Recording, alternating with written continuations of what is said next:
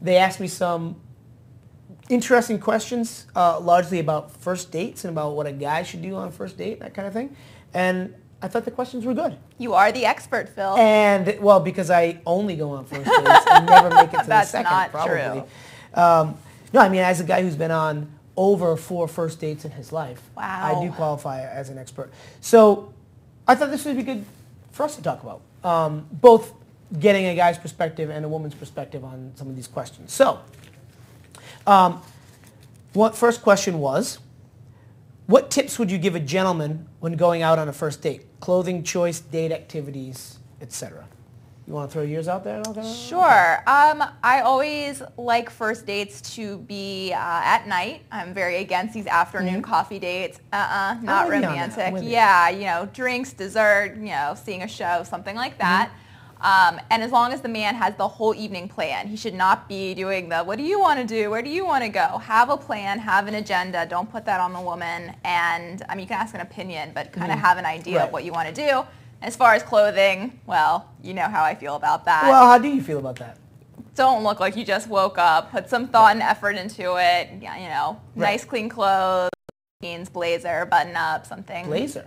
I love that look. That's like a perfect kind of cash, kind of sexy man look. I look terrible in a sport coat. I think I look pretty good in a suit, but you look very good in both. I can't. Obviously, a suit is too formal to go. You look great with what you're wearing. Okay, so all right, I probably wouldn't go blazer, but I know what you're saying. Like something a little more conservative than jeans and a t-shirt with your favorite. Well, something with a little style to it. I think. A little style. I mean, like look like you put some effort into it. Don't roll out of work. Absolutely. And and go on a date. As far as the plan is concerned, I agree. One thing I think is a good idea sometimes is to have a couple options and say to her, maybe the night before if you're talking or whatever, I'm thinking of doing either this or this. What do you think you'd be up for? Because a lot of times if it's a first date, if you just met the person or if it's a blind date or if it's online, you don't know what they like to do. Like you really don't know, sometimes you don't know anything about them. Right. So you don't know if there's somebody that's going to be, that they want to sort of be taken out to a nice place and, sort of trendy, hip kind of place, or if they're more comfortable in a casual, So I like to sort of give 2 different options. Say, what do you think you're up for? And what if she does the I don't know? Then I'll pick. Okay. But as long as you can make that final decision. Of course. But I think, I think if it's, you like to get an idea if you don't know what she might like. A couple other things I also thought of is, I personally like to pick a place where there's potentially some kind of interaction from outside forces that can kind of break it up a little bit or make it a little bit more relaxed or put people at ease. It's tough because there aren't that many of these kinds of things that are kind of cool, you know what I mean? But I just think if at all possible, just not going and sort of sitting across from each other and just going back and forth the whole night.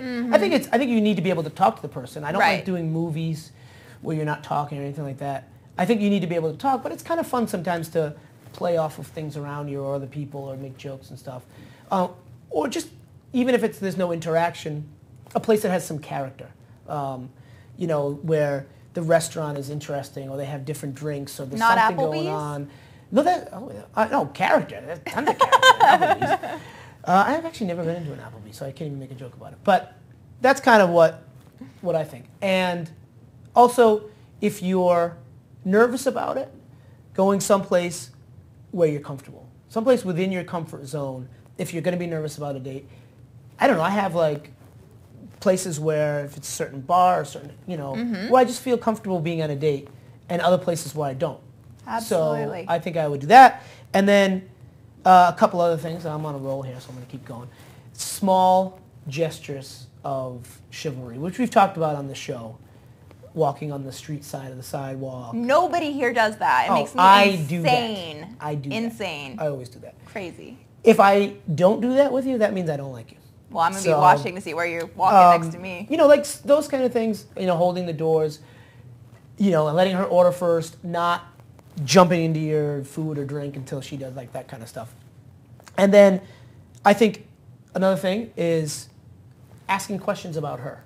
Absolutely. Not in an interview kind of a way, obviously, but showing some interest, even if it's fake. That's the thing. Maybe half an hour into it, you're not really he's not going to go anywhere.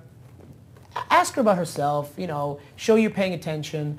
I can't tell how many times I've been out and I get to the end of the night and I'll say to myself, she didn't ask anything about me. My friend just went on a date. She said she was counting how many questions the man asked her. 2 out of 2 hours. Right, Two questions. Right. And again, there's a line between interview and being a good conversationalist. General interest in getting to know somebody. Exactly. Okay.